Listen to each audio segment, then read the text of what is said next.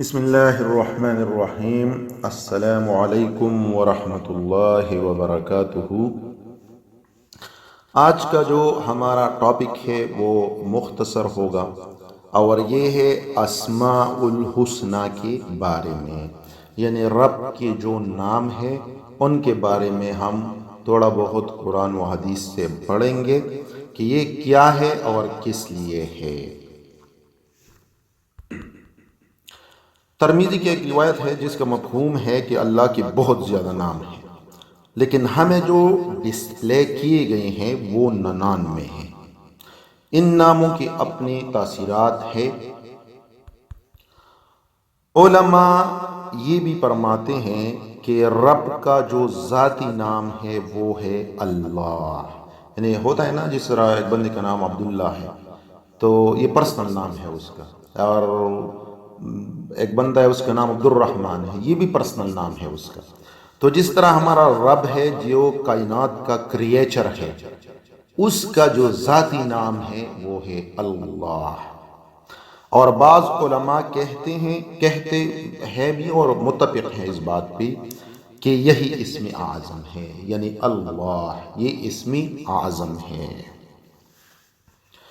اب سوال یہ پیدا ہوتا ہے کہ یہ نام کس لیے ہیں اور ہمارے لیے کیا حکم ہے ان کے بارے میں۔ تو اس کا سلوشن سب سے پہلے قرآن سے لیں گے اور پھر احادیث سے۔ قرآن ہماری رہنمائی کرتے ہوئے ارشاد فرماتے ہیں، بسم اللہ الرحمن الرحیم، وَلِلَّهِ الْأَسْمَاءُ الْحُسْنَى فَادْعُوهُ بِهَا، جس کا ترجمہ ہے اور اللہ ہی کے لیے ہے سارے اچھے نام، تو اس کو انہی ناموں سے پکارو۔ یعنی رب خود ہی فرما رہے ہیں کہ سارے اچھے نام اللہ ہی کے ہیں اور اپنے رب کو انہی ناموں سے پکارو۔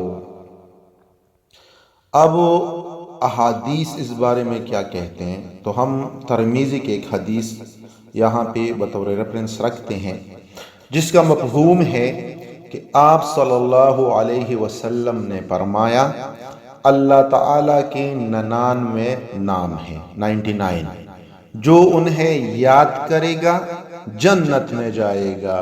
سبحان اللہ، یعنی 99 نام رب کے یاد کرنے سے بندہ جنت میں جائے گا۔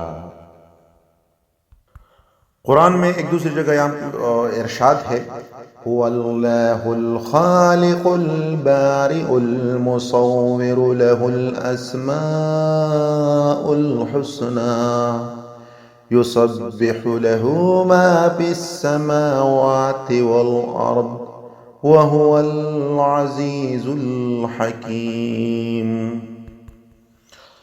اسماء الحسنہ میں سب سے پہلے ان اسماء کو خاص طور پر پڑھا جائے جن سے اللہ کے ساتھ تعلق، ہدایت، نفس کی اصلاح، مخلوق سے بے نیازی اور محبت الہی نصیب ہو۔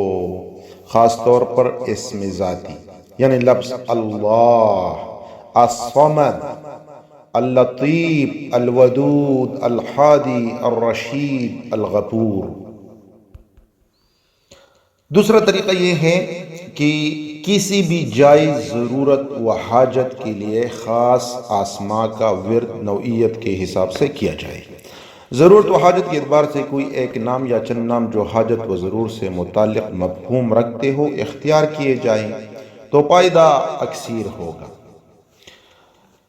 فار ایگزامپل جیسے جائز محبت ہو تو اس کے لیے اللطیف، الودود، الحفیظ حفاظت کے لیے، رزق کے لیے الرزاق، المغنی، المختصر ضرورت کے مطابق اسماء الحسنہ کا انتخاب کرے۔ فار ایگزامپل مجھے پیسے چاہیے، المغنی، اور الرحمن بہت ہی زیادہ رحم کرنے والا، الرحیم بڑا رحم کرنے والا، الملک حاکم کائنات، القدوس، پاک، السلام، امن و سلامتی کا سر چشمہ۔ فار ایگزامپل آپ کو سلامتی چاہیے تو آپ نے اس نام کا دعا سے پہلے السلام، یا مؤمن، یا محیمن، یا عزیز، یا جبار، یا متکبر، یا خالق، اس طرح اپنی ضرورت کے مطابق رب کو ان اسماء الحسنہ سے یاد کرنا چاہیے۔ اگر کوئی بندہ 99 میں یاد کر لے یا پڑھ کی دعا سے پہلے، تو اس کی تو بات ہی کچھ اور ہے۔ جزاکم اللہ خیر۔